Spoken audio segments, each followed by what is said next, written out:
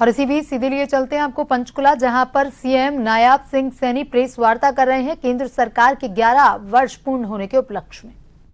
की भावना से पूरी दुनिया को भारत का सांस्कृतिक संदेश दिया है। हम सब जानते हैं कि माननीय प्रधानमंत्री जी के प्रयासों से अब 21 जून को पूरी दुनिया अंतर्राष्ट्रीय योगा दिवस मनाती है। ये भी हम सबको मालूम है कि जो हमारी सांस्कृतिक धरोहर है, हम सब जानते हैं कि हमारे संतों की, ऋषियों की ये उत्पत्ति थी और आज पूरी दुनिया इस योगा के साथ जुड़ी हुई है। जब देश के यशस्वी प्रधानमंत्री यूएनओ में ये प्रस्ताव लेकर के जाते हैं तो पूरी दुनिया उसके साथ जुड़ जाती है। ये हम सब के लिए गौरव और गर्व की बात है। ये इन 11 वर्षों के अंदर हुआ है। 11 वर्षों के अंदर जो भारत विश्व गुरु की तरफ ये बढ़ रहा है, ये आदरणीय नरेंद्र मोदी जी की नेतृत्व के अंदर हो रहा है। मुझे ये भी बताते हुए कि आदरणीय मोदी जी के नेतृत्व में 1 रैंक 1 पेंशन, हम सब जानते हैं लंबे समय से हमारे जो वीर सैनिक हैं वो इस बात को लेकर के वो आवाज को बुलंद करते रहते थे कि हमें 1 रैंक 1 पेंशन मिले, परंतु लंबे समय से वो लोग अपनी मांग को रखते रहते थे, परंतु उनको उसका लाभ नहीं मिल पाया। आदरणीय मोदी जी के नेतृत्व में उन हमारे सैनिकों को 1 रैंक 1 पेंशन देने का काम इन्हीं 11 वर्षों के अंदर हुआ है। इन्हीं 11 वर्षों में ही नागरिकता संशोधन कानून, 3 तलाक की कुप्रथा और बेटी बचाओ बेटी पढ़ाओ अभियान, वक्फ संशोधन अधिनियम 2025, अनेक युग क्रांतिकारी कदम ये उठाए गए हैं जिसका लाभ देश को मिला है। जो समस्याएं थी उन समस्याओं का समाधान इन्हीं 11 वर्षों में नरेंद्र मोदी जी की दृढ़ इच्छा शक्ति से वो हुआ है, जिसकी आज चर्चा हर व्यक्ति करता है। माननीय प्रधानमंत्री नरेंद्र मोदी जी की दूरदर्शी नेतृत्व, उनकी अदम्य इच्छा शक्ति और जो उन्होंने एक मंत्र दिया है, सबका साथ, सबका विकास, सबका विश्वास और सबका प्रयास के मूल मंत्र ने देश को एक नई दिशा और एक नई ऊर्जा प्रदान की है। इस बात को भी हम सब जानते हैं। आदरणीय प्रधानमंत्री जी ने विकसित भारत के 4 स्तंभों की चर्चा की है। उन्होंने 4 स्तंभ इसके बताए हैं। माननीय प्रधानमंत्री जी ने जो ये 4 स्तंभ हैं जिनकी चर्चा उन्होंने कहा है कि अगर हमने विकसित राष्ट्र बनना है तो हमें इनके बारे में 4 स्तंभों के बारे में विचार करना पड़ेगा, इनको विकसित करना पड़ेगा, तब हम विकसित भारत की कल्पना कर सकते हैं। इनमें आदरणीय प्रधानमंत्री जी ने कहा गरीब, किसान, महिला और युवा, इसकी चर्चा आदरणीय प्रधानमंत्री जी ने की है कि जब तक हम इनको विकसित नहीं कर पाएंगे तो हम विकसित राष्ट्र की कल्पना नहीं कर पाएंगे। हमने इनको विकसित करना होगा और देश के ये विकसित भारत के 4 स्तंभ आदरणीय प्रधानमंत्री जी ने बताए हैं।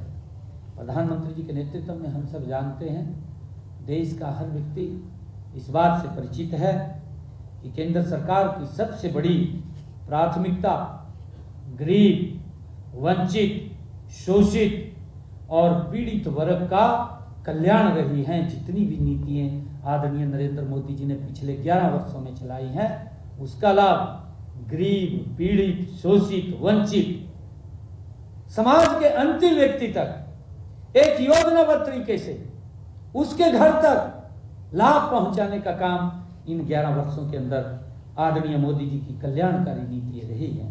पिछले 11 वर्षों में करोड़ों लोग गरीबी रेखा से ऊपर उठे हैं, उनका विकास किया गया है, उनको एक अवसर आदरणीय मोदी जी की नीतियों ने दिया है, तो वो उस गरीबी रेखा से ऊपर उठे हैं। हम सब ये भी जानते हैं कि प्रधानमंत्री गरीब कल्याण अन्न योजना के तहत आदरणीय नरेंद्र मोदी जी के नेतृत्व में देश के 81 करोड़ लोगों को हर महीने मुफ्त अनाज देने की योजना निरंतर जारी है। इस बात को हम सब जानते हैं और हम ये भी जानते हैं कि नरेंद्र मोदी जी के नेतृत्व में जल जीवन मिशन के माध्यम से 15 करोड़ से अधिक ग्रामीण घरों में नल से स्वच्छ जल पहुंचाने का काम वो हमारी आदरणीय मोदी जी की सरकार ने किया है। हम देखते हैं हरियाणा के अंदर, हम सब जानते भी हैं, जब दक्षिणी हरियाणा के अंदर हम जाते थे, हमारी माताएं बहनें पीने का पानी 1.5-2 किलोमीटर 3 किलोमीटर दूरी से सर के ऊपर मटका रख करके वो घर में पीने का पानी लेकर के आती थी। एक बड़ी समस्या का सामना उनको करना पड़ता था, परंतु आज तक उनकी समस्या की तरफ ध्यान नहीं दिया गया। अगर ध्यान किसी ने दिया तो नरेंद्र मोदी जी ने ध्यान दिया। हर घर में नल और स्वच्छ जल पहुंचा करके उस मटके को हमारी माताएं बहनें सिर पर दूर से लेकर के ना आए, उनके घर में ही स्वच्छ जल मिले, ये व्यवस्था ये आदरणीय प्रधानमंत्री जी ने की है। इससे हमारी माताओं बहनों के जीवन में एक क्रांतिकारी बदलाव आया है, क्रांतिकारी बदलाव। 15 करोड़ घरों में नल और स्वच्छ जल पहुंचाने का काम और नरेंद्र मोदी सरकार ने किया है। हम ये भी जानते हैं कि आदरणीय प्रधानमंत्री जी ने प्रधानमंत्री आवास योजना, प्रधानमंत्री जी ने कहा हर सर के ऊपर छत देना हमारी सरकार का दायित्व है। और मुझे खुशी है बताते हुए कि इन 11 वर्षों में एक योजनाबद्ध तरीके से गरीब व्यक्ति को उसको अपना मकान मिले, उसके सर के ऊपर भी छत हो। और जब किसी व्यक्ति के ऊपर छत आती है तो उसका एक सपना पूरा होता है, वो अपने आप को एक ऊर्जा से भरा हुआ महसूस करता है। आदरणीय प्रधानमंत्री जी ने देश के गरीबों में वो ऊर्जा पिछले 11 वर्षों में भरने का काम किया है। और मुझे बताते हुए खुशी है कि प्रधानमंत्री आवास योजना के तहत आदरणीय नरेंद्र मोदी जी ने 4 करोड़ लोगों को मकान बना करके उनके सर के ऊपर छत देने का काम नरेंद्र मोदी जी ने किया है, उनको पक्का घर मिला है। ये एक योजनाबद्ध तरीके से काम हुआ है। आदरणीय प्रधानमंत्री जी ने बहुत सारी ऐसी योजनाएं जो समाज के साथ मिलकर के और समाज को जागरूक करके, उनको अवेयर करके देश को सशक्त और मजबूत बनाना। आदरणीय प्रधानमंत्री जी ने स्वच्छ भारत मिशन, ये नरेंद्र मोदी जी जैसा व्यक्ति ही इस बात की कल्पना कर सकता है। स्वच्छ भारत मिशन के तहत केवल ये एक सरकारी योजना नहीं थी, ये बल्कि एक जन आंदोलन बना है। हम सब जानते हैं, हम सब ने देखा है 11 वर्षों के अंदर हर व्यक्ति स्वच्छ भारत के प्रति अवेयर हुआ, जागरूक हुआ है। आज हर व्यक्ति स्वच्छता को अपना प्रथम आदर्श मानता है। ये नरेंद्र मोदी जी ने इस अभियान को एक जन आंदोलन बनाया है। और इसके तहत मैं बताना चाहूँगा, स्वच्छ भारत मिशन के तहत आदरणीय प्रधानमंत्री जी ने वो बड़ा काम किया है कि जिसकी आज तक कल्पना भी नहीं की गई, जिसके बारे में विचार भी नहीं किया गया। हमारी बहुत सारी माताएं बहनें शाम को सूरज ढलने का इंतजार करती थी। जब सूरज ढलता था तब वो बाहर जाती थी, परंतु आदरणीय प्रधानमंत्री जी ने हर घर के अंदर शौचालय बना करके उन माताओं बहनों के विश्वास को एक बड़ा किया है, उनको सम्मान देने का काम नरेंद्र मोदी जी ने किया है।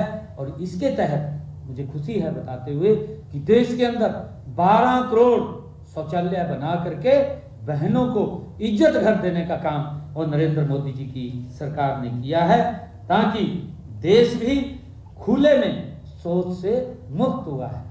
कई बीमारियां भी इससे दूर हुई हैं। इससे हमारी माताओं बहनों को एक सम्मान और सुरक्षा मिली है। हम सब ये जानते हैं कि जब कोरोना का कालखंड आता है, उस समय के अंदर जो हमारे रेहड़ी फड़ी वाले हैं, उनके कारोबार बंद हो गए थे, क्योंकि देश के अंदर ऐसे एक व्यक्ति तब नरेंद्र मोदी जी के नेतृत्व में प्रधान सेवक के रूप में सेवा कर रहा था, जिसने ये चिंता की कि रेडी फटी वाले का कारोबार बंद ना हो, उसको मजबूती से, क्योंकि कारोबार रुके हैं, उसका सारा का सारा सिस्टम गड़बड़ाया है, वो गड़बड़ाए ना, उसको मजबूती से संबल देने का काम नरेंद्र मोदी जी ने किया है। मुझे खुशी है बताते हुए कि आदरणीय मोदी जी ने इन्हीं 11 वर्षों के अंदर, जब कोरोना का कालखंड आता है, पीएम स्वनिधि योजना के तहत 68 लाख रेडी फड़ी वालों को आर्थिक बल देने का काम नरेंद्र मोदी की सरकार ने किया है। भाइयों, हम सब के लिए ये गर्व की बात है और देश के लोग इस बात को जानते हैं। और मुझे ये भी खुशी है, चाहे स्टैंड अप योजना हो, आदरणीय नरेंद्र मोदी जी के नेतृत्व में स्टैंड अप योजना के तहत हमारे अनुसूचित जाति और अनुसूचित जनजाति के 2,74,000 लाभार्थियों को 14,700 करोड़ रुपए के से भी ज्यादा के लोन दे करके उनको पैरों पे खड़ा करने का काम नरेंद्र मोदी की सरकार ने ये पिछले 11 वर्षों में किया है।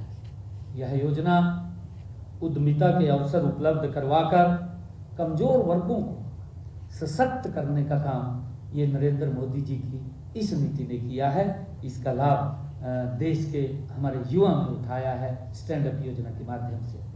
मुझे ये भी खुशी है कि आदरणीय मोदी जी के नेतृत्व में इस भारत में युवा भारत के सपनों को पंख देने का और आत्मनिर्भरता के अवसर पैदा करने के लिए आदरणीय प्रधानमंत्री मोदी जी ने 34 लाख करोड़ रुपए के ऋण स्वीकृत किए हैं। उनको मजबूती से आगे बढ़ाने का काम नरेंद्र मोदी जी ने किया है।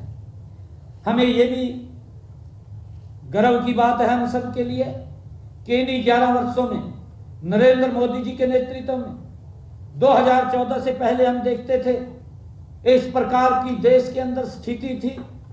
ये लंबे समय से स्थिति बनी हुई थी। ये लंबे समय से देश 55 साल तो एक ही दल का, एक ही परिवार का शासन रहा है। आजादी के बाद 2014 से पहले देश के गरीब व्यक्ति को बैंक में जाने का अधिकार नहीं था। अधिकार भी कैसे होता है? गरीब व्यक्ति को अगर कोई जरूरत पड़ जाती थी कि खाता बैंक में खुलवाना है और वो बैंक में खाता खुलवाने के लिए जाता था, तो सबसे पहले उसको इस बात के लिए बोलते थे कि आप दो जिन लोगों के बैंक में खाते हैं उनके सिग्नेचर करवा करके लेकर के आओ, तब आपका खाता खुलेगा।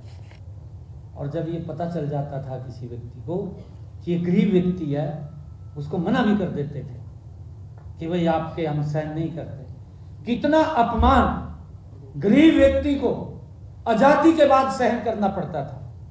आदरणीय नरेंद्र मोदी जी ने इन 11 वर्षों में उस गरीब व्यक्ति को वो सर ऊंचा करके जी सके, वो अपमान न सहन करना उसको पड़े। आदरणीय मोदी जी ने जो प्रधानमंत्री जन धन योजना वो लेकर के आए और जीरो बैलेंस के ऊपर देश में 55 करोड़